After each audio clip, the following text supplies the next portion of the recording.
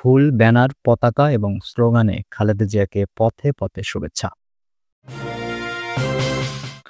চিন্ময় কৃষ্ণ দাসকে আরও ৪ মামলায় গ্রেপ্তার দেখানোর আদেশ। বৈষম্যহীন বাংলাদেশ গড়তে খালেদা জিয়ার দেশে ফেরা আরও সহায়ক হবে মন্তব্য মির্জা ফখরুলের। অন্তর্বর্তী সরকার কখনোই সাংবাদিকদের প্রশ্ন করার অধিকার খর্ব করেনি বললেন শফিকুল আলম। শুনছিলেন সংবাদ শিরোনাম, এবারে বিস্তারিত। ফুল, ব্যানার, পতাকা, স্লোগানে খালেদা জিয়াকে পথে পথে শুভেচ্ছা। কেউ হাতে ফুল, কেউ ব্যানার, প্লেকার্ড, কেউ বা খালেদা জিয়ার ছবি সংবলিত টি শার্ট পরে আছেন। খালেদা জিয়ার আগমন, শুভেচ্ছা, স্বাগতম। খালেদা জিয়া, তারেক রহমান, খালেদা জিয়া ভয় নাই, রাজপথ ছাড়ি নাই, নানা স্লোগান দিচ্ছেন নেতাকর্মীরা। চিকিৎসা শেষে দীর্ঘ ৪ মাস পর যুক্তরাজ্যের লন্ডন থেকে মঙ্গলবার সকাল 10:30টার পর দেশে ফিরেছেন বিএনপি চেয়ারপারসন ও সাবেক প্রধানমন্ত্রী খালেদা জিয়া। বেলা 11টা 20 মিনিটে খালেদা জিয়ার গাড়িবহ বিমানবন্দর থেকে বের হয়। এ সময় নেতাকর্মীরা পতাকা নেড়ে দলীয় প্রধানকে শুভেচ্ছা জানান। স্বাগত জানাতে আসা নেতাকর্মীদের হাতে বাংলাদেশের জাতীয় পতাকা ও বিএনপির দলীয় পতাকা রয়েছে।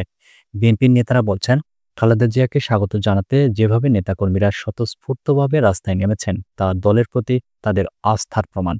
বিএনপি এবং দলটির অঙ্গ ও সহযোগী সংগঠনের নেতাকর্মীদের কে কোথায় অবস্থান নিয়ে খালেদা জিয়াকে শুভেচ্ছা জানাবেন তা আগেই বলে দেওয়া হয়েছিল। তাদের সড়কে ভিড় না করে ফুটপাতে অবস্থান নেওয়ার নির্দেশনা দিয়েছেন দলের মহাসচিব মির্জা ফখরুল ইসলাম আলমগীর। যাতে যানজট বা বিশৃঙ্খলা না হয় সেজন্য পুরো পথে আইনশৃঙ্খলা বাহিনীর সদস্যরা দায়িত্ব পালন করছেন। এর আগে বিমানবন্দরের ভিআইপি টার্মিনালে বিএনপি চেয়ারপারসনকে স্বাগত জানান দলের মহাসচিব মির্জা ফখরুল ইসলাম আলমগীর। স্থায়ী কমিটির সদস্য খন্দকার মোশাররফ হোসেন, মির্জা আব্বাস, গয়েশ্বর চন্দ্র রায়, আব্দুল মঈন খান, নজরুল ইসলাম খান, আমির খসরু, মাহমুদ চৌধুরী, সালাউদ্দিন আহমদ, ইকবাল হাসান, মাহমুদ টুকু ও সেলিমা রহমান। বিএনপি চেয়ারপারসন খালেদা জিয়ার সঙ্গে এসেছেন তার 2 পুত্রবধূ তারেক রহমানের স্ত্রী জোবাইদা রহমান ও আরাফাত রহমান কোকুর স্ত্রী সৈয়দা শামিলা রহমান। চিন্ময় কৃষ্ণ দাসকে আরও 4 মামলায় গ্রেপ্তার দেখানোর আদেশ। রাষ্ট্রদ্রোহ মামলায় কারাগারে থাকা ইসকনের সাবেক সংগঠক চিন্ময় কৃষ্ণ দাস ব্রহ্মচারীকে আরও 4 মামলায় গ্রেপ্তার দেখানোর আদেশ দিয়েছেন আদালত। মঙ্গলবার সকালে চট্টগ্রামের 6ষ্ঠ মেট্রোপলিটন ম্যাজিস্ট্রেট এস.এম. আলাউদ্দিনের আদালতে 4 মামলায় গ্রেপ্তার দেখানোর শুনানি হয়। শুনানি শেষে তদন্ত কর্মকর্তার আবেদন মঞ্জুর করেন বিচারক। আইনজীবী সাইফুল ইসলাম আলিফ হত্যা মামলা সহ এখন মোট 5 মামলায় গ্রেপ্তার দেখানো হলো তাকে। চট্টগ্রাম মহানগর আদালতের সহকারী পিপি রায়হানুল ওয়াজেদ চৌধুরী বিষয়টি নিশ্চিত করে জানান, ভার্চুয়ালি আদালতে হাজির করা হয় চিন্ময়কে। রোববার কোতোয়ালি থানার 4 মামলায় এবং পরদিন আরও একটি মামলায় তাকে গ্রেপ্তার দেখানোর আবেদন করে পুলিশ। সোমবার আদালত আইনজীবী আলিফ হত্যা মামলার বিষয়ে আদেশ দেন।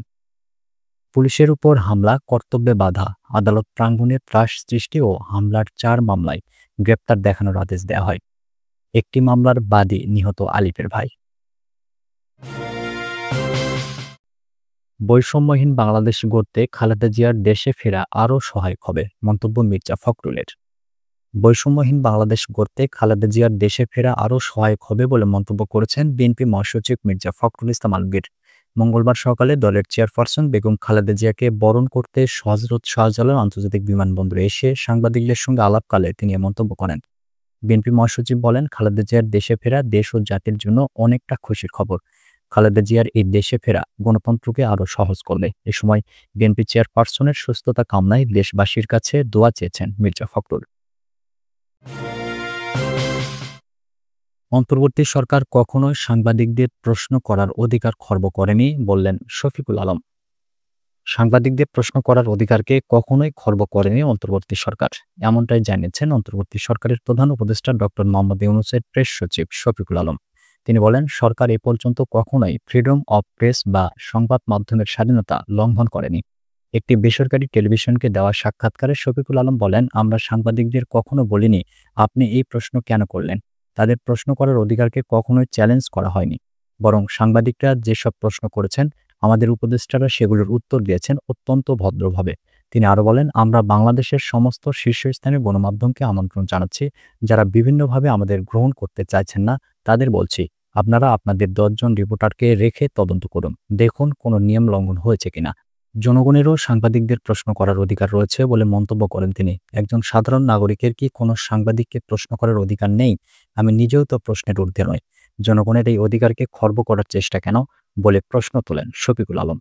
এই বক্তব্যের মাধ্যমে অন্তর্বর্তী সরকার তাদের অবস্থান স্পষ্ট করেছে যে সংবাদ মাধ্যমের স্বাধীনতা রক্ষায় তারা প্রতিশ্রুতিবদ্ধ এবং গঠনমূলক প্রশ্নের উত্তর দিতেই প্রস্তুত।